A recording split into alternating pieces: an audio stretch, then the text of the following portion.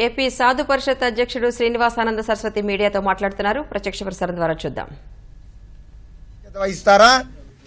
విశాఖ శారదాపీఠం వారు బాధ్యత వహిస్తారా? సమాజానికి తెలియపరచాలి, హిందువులకు తెలియపరచాలి. ఎవరిది బాధ్యత? జరగకూడదు జరిగితే మేమైతే ఆ స్వామి ఆశీస్సులు అందరిపైన ఉండాలి. తిరుమలలో ఎంతవరకు ఇటువంటి సంఘటన జరగలే.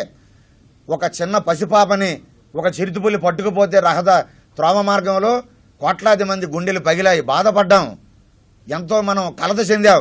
అటువంటి సంఘటనలు పునరావృతం కాకూడదు. ప్రకృతి వైపరీత్యాలు వస్తే మనం చూసాం.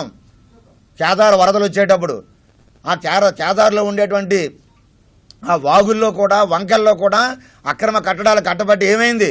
ఒక్కసారి వరద నీరు కిందకి వెళ్ళడానికి అవకాశం లేక మొత్తం కొట్టుకుపోయింది. మొత్తం కాటేజెస్, మొత్తం బిల్డింగ్స్ అన్నీ కూడా తోసుకొని పోవడం జరిగింది, నెట్టేయడం జరిగింది. ఇలాంటి ప్రమాదం తిరుమలలో కూడా సంభవించకూడదని ఆ వెంకటేశ్వర స్వామి పాదాల సాక్షిగా మేము కోరుతున్నాం. కాబట్టి వెంటనే అధికారులు కళ్ళు తెరిచి వర్షాకాలం ఏదైతే మనకు వస్తున్నదో వెంటనే తక్షణమే దాన్ని సీజ్ చేసి ఆ అక్రమ కట్టడాల్ని మీరు తప్పనిసరిగా తొలగించాలి. లేకపోతే భవిష్యత్తులో ప్రమాదానికి గురి అయ్యే ప్రమాదం ఉన్నది. అలాగే ఈరోజు మేము అడుగుతున్నాం తిరుమల తిరుపతి దేవస్థానం, అయ్యా తిరుమల తిరుపతి దేవస్థానం ఇదేదో మీ సొత్తు కాదు, ఇక్కడ ఉండేటువంటి అధికారుల సొత్తు కాదు, ఇక్కడ ఉండేటువంటి ఈఓలో లేకపోతే ట్రస్ట్ బోర్డు మెంబర్స్ చైర్మన్లది మాత్రం కాదు, ఇది హిందువులది, వెంకటేశ్వర స్వామి భక్తులది, యావత్తు హిందూ సమాజానిది టీటీడీ వ్యవస్థ.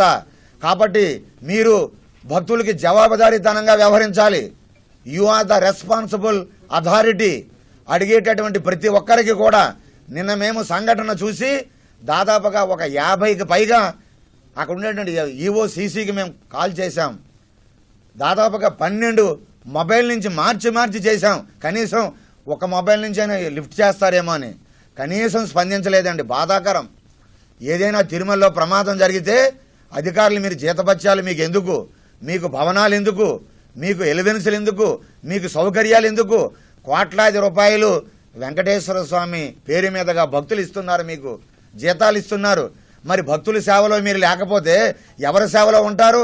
గత 5 సంవత్సరాలు మీరు ఆడిందే ఆటగా పాడిందే పాటగా మీకు నచ్చినట్లుగా అడ్డుగోలుగా వ్యవహరించారు. ఎప్పటికైనా మీ ఆటలు కట్టి పెట్టండి. ఇంకా మీరు గత ప్రభుత్వంలో ఉన్నారనేటువంటి పగట కళలు అధికారులు కనవద్దు. ప్రభుత్వం మారింది, నిబద్ధత ఉండేటువంటి ప్రభుత్వం ఇప్పుడు వచ్చింది.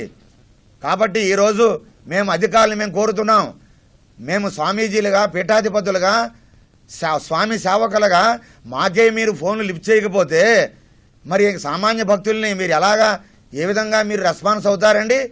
చివరికి 50 ఫోన్లు తర్వాత 11వ ఫోన్ ఎవరో మా స్వామీజీలు భక్తులు చేస్తే సీసీ లిఫ్ట్ చేసి మీకు ఏదైనా సమస్య ఉంటే ఈమెయిల్ చేయండి అన్నారు. చూడండి, ఈమెయిల్ చేయాలట. మీకు కావాల్సిన రికార్డింగ్స్ మీకు ఇస్తాం. ఏమండి, ఒక సామాన్య భక్తులు వస్తారు, కీప్యాడ్ ఫోన్లు ఉంటాయి వారి దగ్గర, అందరూ స్మార్ట్ ఫోన్లే భక్తులు వస్తారు ఇక్కడికి, అందరూ చదువుకునే వాళ్ళే వస్తారా? అందరూ ఈమెయిల్స్ పెట్టి అవగాహన ఉంటుందా? ఇంతటి దురాగతాలు జరుగుతున్నాయి టీటీడీలో, తిరుమల క్షేత్రంలో. మీకు ఈమెయిల్ పెడితేనే స్పందిస్తారా? ఈమెయిల్ పెడితే మీరు మాట్లాడుతారా? ఇదే మీరు భక్తులకి ఇచ్చే సమాధానం, స్వామీజీలకు మాకిచ్చే సమాధానం? చివరికి నిన్న 2 గంటలు మేము బయట కూర్చున్నాం. స్వామీజీలుగా మేమే వచ్చి మీరు చేయవలసిన పని, మీరు స్పందించాల్సిన పని, మీరు అక్రమ కట్టడాన్ని తొలగించాల్సిన పని మేమొచ్చి మీడియా సోదరుల సమక్షంలో చెబితే తప్ప కనీసం మీరు స్పందించకపోతే ఇక రేపు ఏదైనా జరిగితే, ప్రమాదం జరగకూడదు జరిగితే ఆ రోజు స్పందిస్తారా? మీరు స్పందిస్తే ఏమి లాభం? కేదార్ వరదలు వచ్చిన తర్వాత స్పందించిన ప్రభుత్వాలు ఏమి లాభం చేకూర్చాయి? కాబట్టి ఇలాంటి దురాగతాలు జరుగుతున్నాయి. టీటీడీ అధికారులు, ముఖ్యమంత్రి చంద్రబాబు నాయుడు గారు సంతి సమేతంగా వచ్చి తిరుమల తిరుపతి క్షేత్రం నుండే ప్రక్షాళన ప్రారంభిస్తాను అన్నారు. అయ్యా గౌరవ ముఖ్యమంత్రి చంద్రబాబు నాయుడు గారు, మీరు అలాగే ఉప ముఖ్యమంత్రి పవన్ కళ్యాణ్ గారు, అలాగే భాజపా పెద్దలు, మంత్రులు కానీ ప్రధానమంత్రి మోదీ గారి నాయకత్వంలో ఈ రాష్ట్రం ఉండేటువంటి నాయకత్వాన్ని మేము కోరుతున్నాం. మీరు సుఖంగా ఉండాలి, క్షేమంగా ఉండాలి, మంచి పాలన అందించాలి.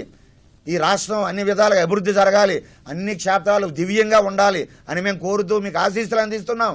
అయ్యా చంద్రబాబు నాయుడు గారు ముఖ్యమంత్రి గారు మీరు ఎంతో ఉదారమైనటువంటి భావనతో ముందు చూపుతో ఇక్కడ శ్యామలరావు గారిని నియమించారు.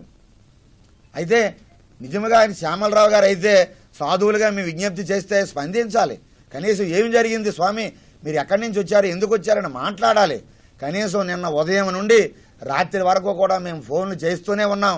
కనీసం అపాయింట్మెంట్ ఇవ్వండి, ఈవో గారు మిమ్మల్ని కలుస్తామంటే సాధువులుగా మాకు కనీసం అపాయింట్మెంట్ కూడా ఇస్తామని ఒక మాట చెప్పలే. సీసీ మాకు కనీసం రెస్పాన్స్ ఇవ్వలే. అయితే ఇంతకీ ఈయన శ్యామలరావా లేకపోతే శామ్యులా?